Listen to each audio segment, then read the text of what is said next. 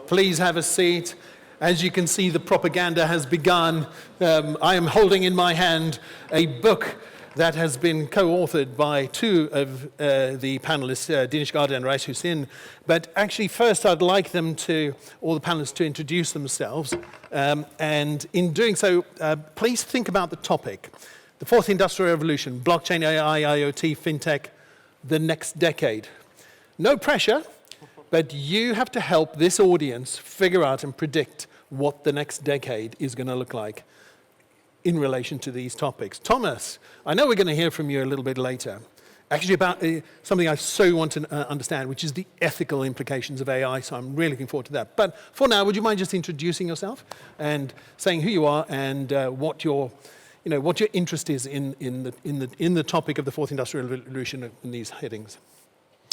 Okay, thank you, Eric. My name is Thomas Power. I'm a board member on 6 different boards, both public and private, investor and active non-executive director.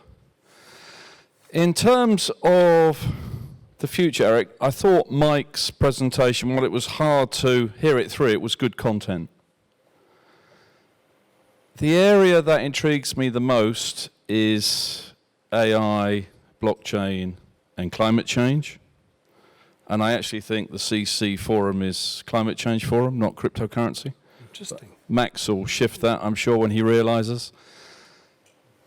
When Elon Musk talked about Neuralink in detail, about embedding the Neuralink scroll in our neocortex, drill in and load that net on our heads, I thought that was the most significant change of the next 10 years, to have an embedded network in our heads and go onto the network as a device.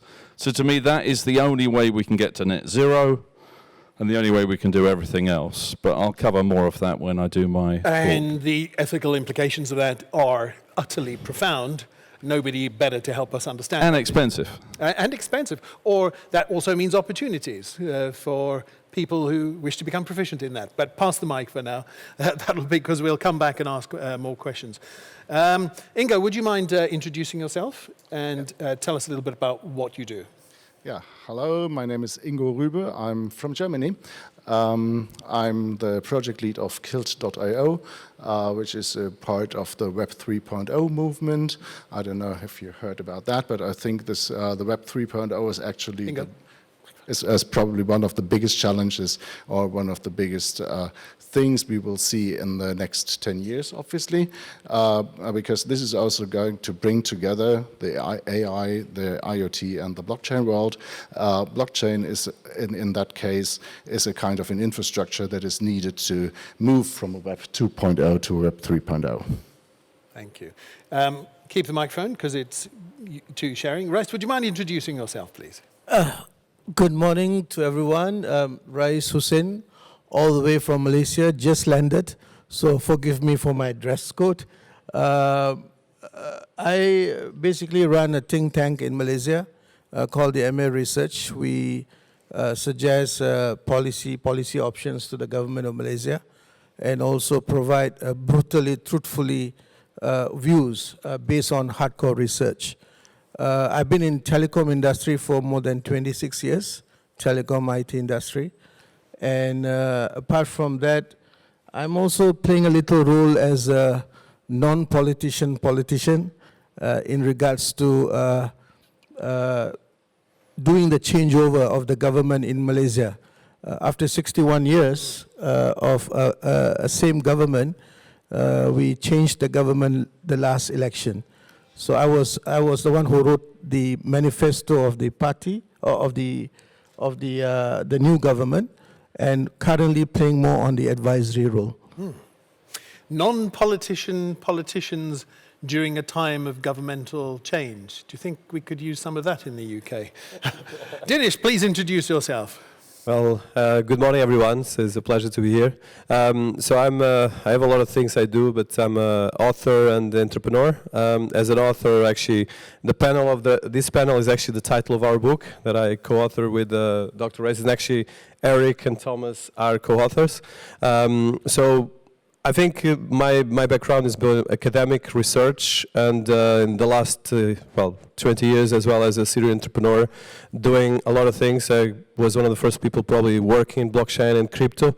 I'm more interested in the using of the technologies, and of course, as the title of the book and the title of the panel is using, especially the fourth industrial revolution, to create change, but as well use it on a positive level. I think there's a massive negative level right now around the technology, which I'm probably one of the ones speaking as well about the fears. You mentioned privacy, but I'm trying to use it more for the positive side. And one thing very important, that's why we wrote this book, is that one of the things I've been learning working with governments and going all over the world is that I think everyone in this room knows about blockchain, AI, Fintech, and IoT, but if you get out of this room, no one knows.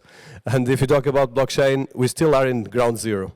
And even people that are in technology hardcore, they still, okay, that is crypto, that is not possible to use, the banks block that. So there's a huge work to democratize and as well just talk about the good things of the technology and take the regulatory part, I think will be for another panel and things like that. So. But if I look at the title, right, it's Reinventing a Nation. I mean, that's huge. Now, the good thing is you've brought someone with you who's actually doing that, which is a bonus, so we might get to understand what that means. What does it mean in practice, and what should a government be doing to reinvent themselves? What actually does it mean? Does it mean transforming industry, transforming governance, society? Yeah, so speaking on that one, so I think the biggest challenge, and I'm working right now with directly and indirectly with a couple of governments, and one of the things I've been finding and is the total lack of digital transformation strategies. And this scares me. It really scares me. Or superficial only? No, it's really completely lack. Really? And if you look at probably 90% or 99% of the governments worldwide, they have zero digital strategy. All business as usual. Yeah, and as well, 90% of the operations are still offline. So we have a paradox that the biggest corporations in the world have all our data, and governments are outside of this game. So how can we make the bridge? So that's my point, and that's why we wrote this book, to try to create awareness, first of all. And Dr. Hussin, you collaborated in this in your spare time while writing the constitution of the new government. I mean, I'd love to know what else you do in your spare time. But what does it mean for you if what you have written is to come into practice? What does the world look like then in 10 years' time for adopting digital, if that's really what we're saying? I think in Malaysia we are fairly lucky that we have adopted quite a number of digital experiences and digital technologies in many facets of our government. We have many things that has been already using technology, AI and this and that. But the problem that comes with the implementation of it is usually centers around the change management. What do I mean by that? There's always a resistance from the manual guys. When I say the manual guys, those guys who tend to benefit otherwise, i.e. when you are going through a government processes, for instance, the immigration, for instance, the customs and so on and so forth. When you manualize it, as has been for many years, then there's also opportunity for them, those people who are in the front end. So I think one of the biggest challenges that we saw in Malaysia, apart from successful bringing digital things into life, is the resistance from not the user, it is the stakeholders, right. That is the implementers. I think the most important thing, I would believe, we can have very sophisticated staff on board, but if we do not prepare the ground, especially those implementers, it's going to be tough. Can we incentivize the implementers? I think my sound's back on. Yes, good. Can we incentivize the implementers? I think engagement, the constructive engagement is very important. Right. Very important to tell them the benefit of doing that. If you don't do that, I mean... Because they could be innovating themselves out of a job, right? Correct. And we have seen some reports from McKinsey how millions of jobs are going to disappear with the advent of all these technologies. We have seen many, even in Malaysia, for instance. I'll give you a small little example. when you speak, usually I'll try to give very simple examples so people really understand banking. Now, many of them do not even go to the banking anymore. Do they need branches, for instance? So now, the two main banks in Malaysia, the Maybank and CIMB, they are trying to rethink. I think when Dinis was there, brought him to see both the CEOs, and we had a very good chat. The thing is that they are concerned, they are worried. What is going to happen next?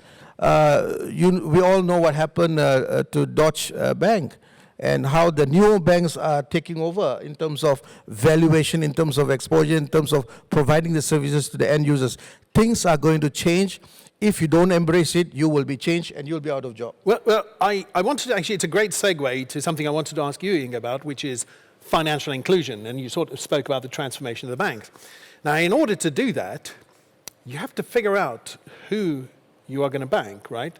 Now, I think that self-sovereign identity is a big topic that you're working on, Ingo. Perhaps you could give us a description of what self-sovereign identity means to people, and then why is that important for IoT and AI? Yeah, self-sovereign identity, I think, is an essential building block of a future technology that we will see. Because right now, when you look at the internet, normally when you log in, when you register with the service, your identity is actually kept with that service. So you have a username and a password, and that's basically managed by the service.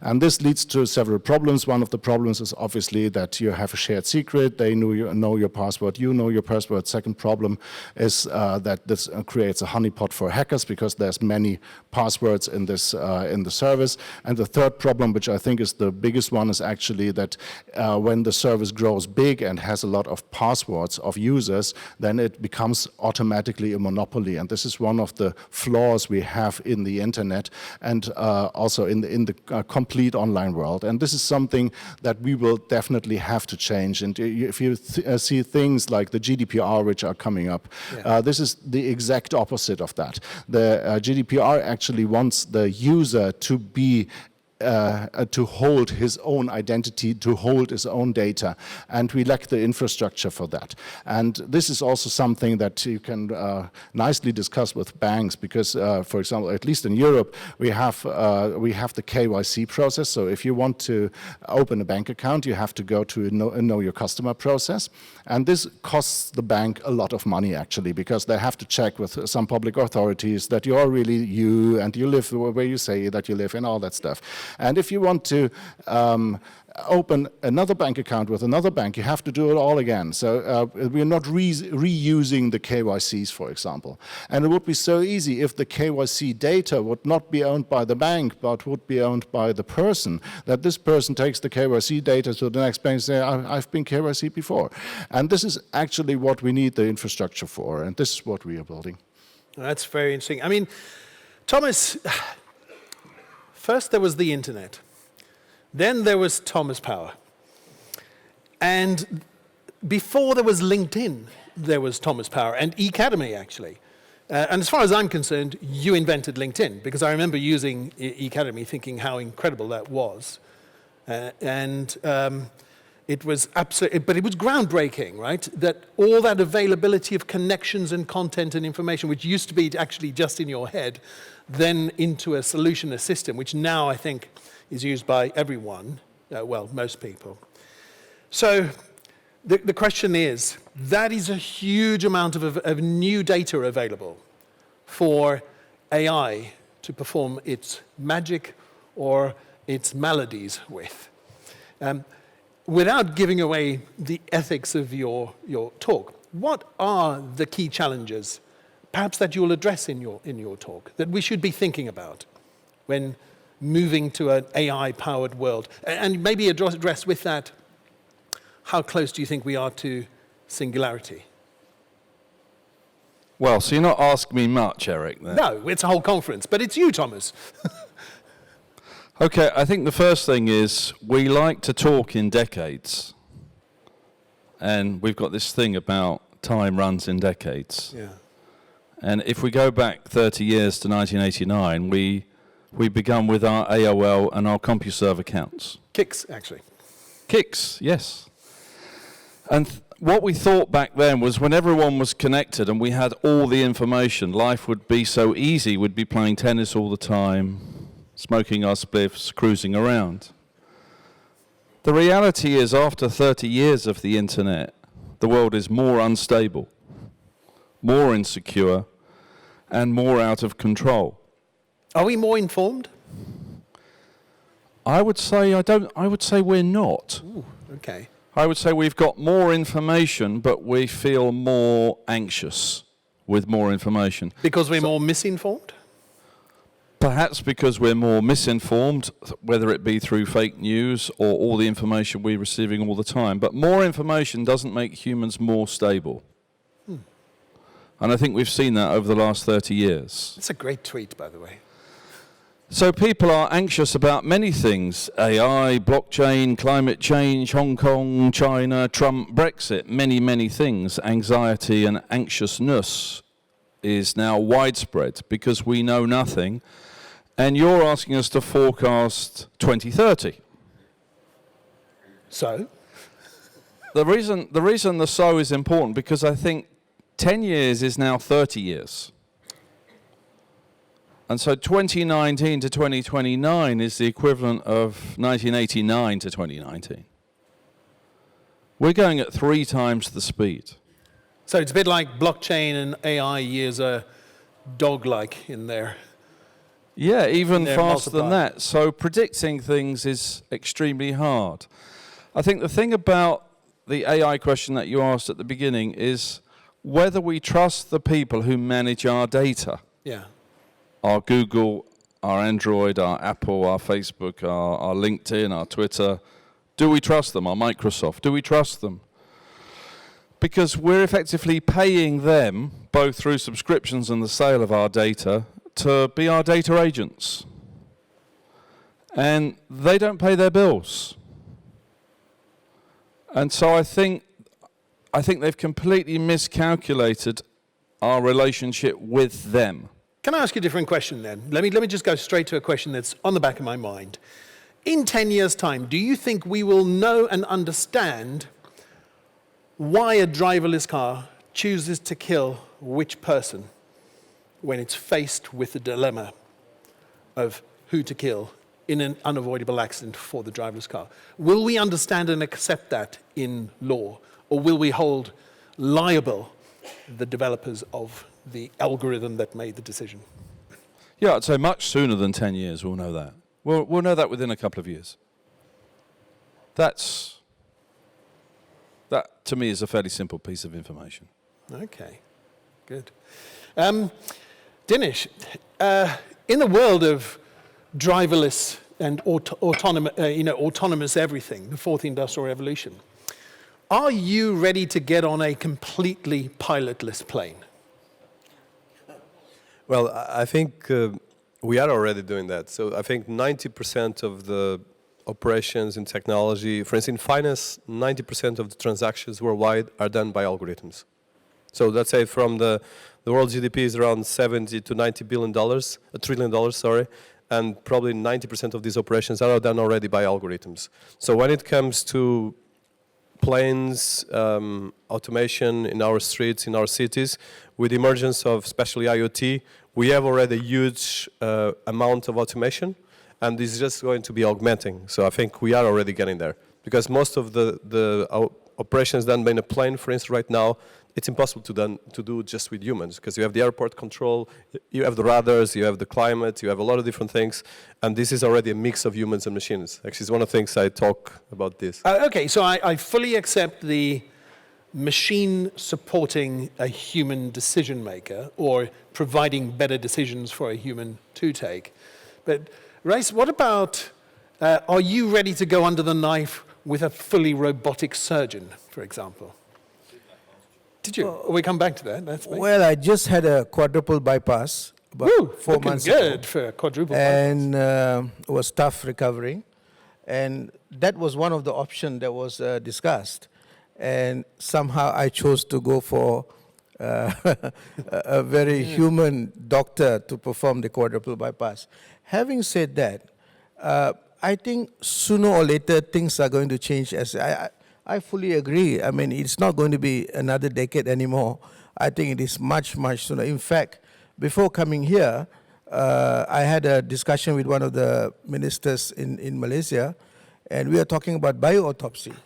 And bioautopsy means there's no the usual pathologists doing the postmortem and so on. It's all in the body bag and put through this, the machine, and everything is machine, deep learning, AI, this, that, everything. And it will also give data for future. Now, the first question this particular minister asked, will my pathologists and doctors will be made redundant?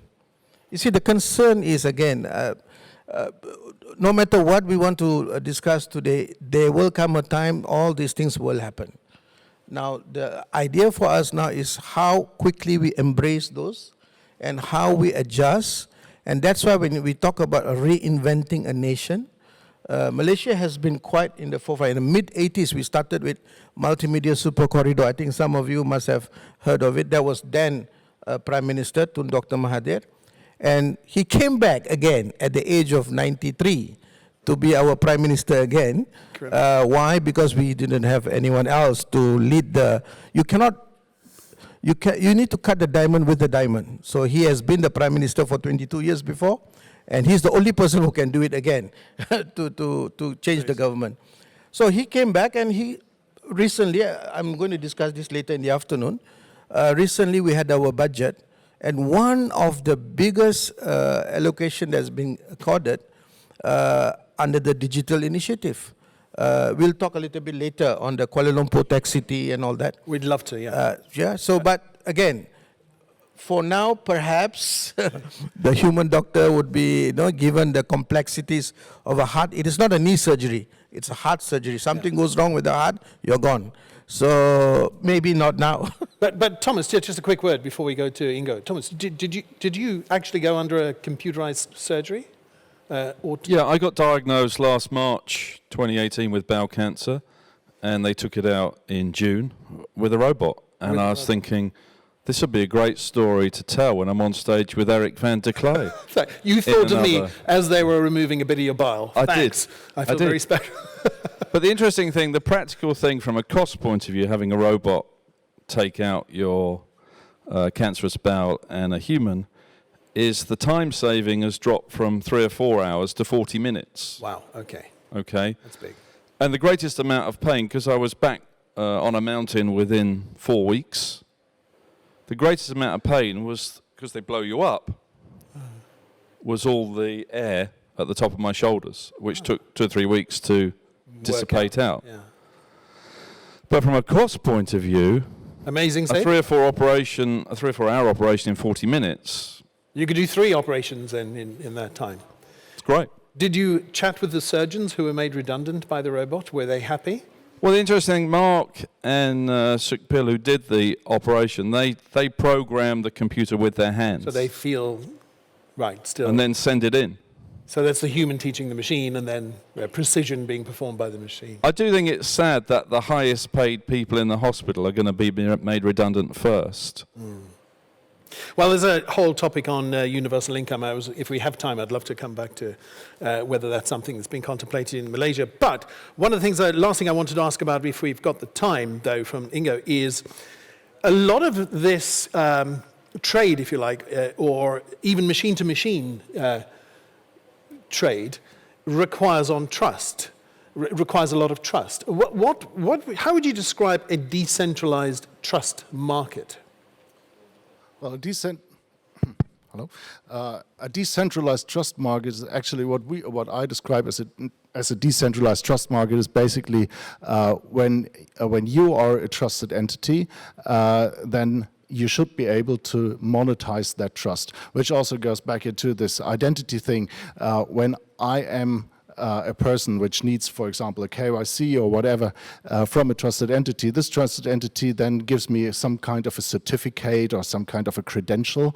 And to do this in a proper way, the trusted entity has to do some work. So it has to check if I'm really Ingo. And so this work definitely has to be paid.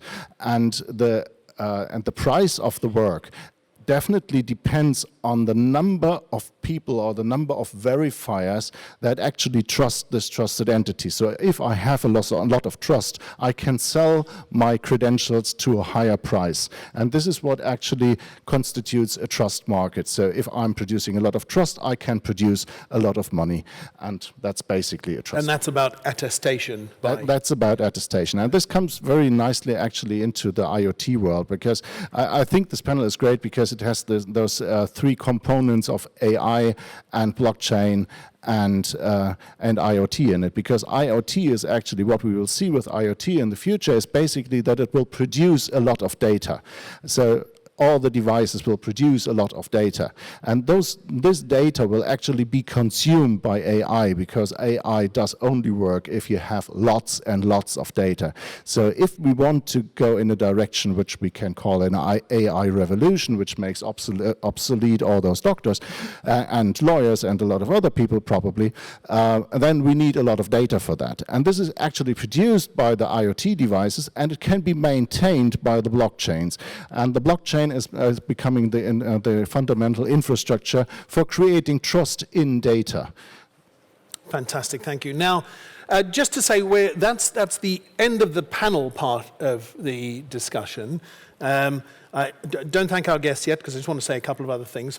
Sorry that we haven't really got time for a lot of questions, but I think you're all here for the while, so if you have any questions, please do approach some of our speakers. But the one thing that all of this is going to have to ensure that we face are the ethical implications of all of this technology over the next decade.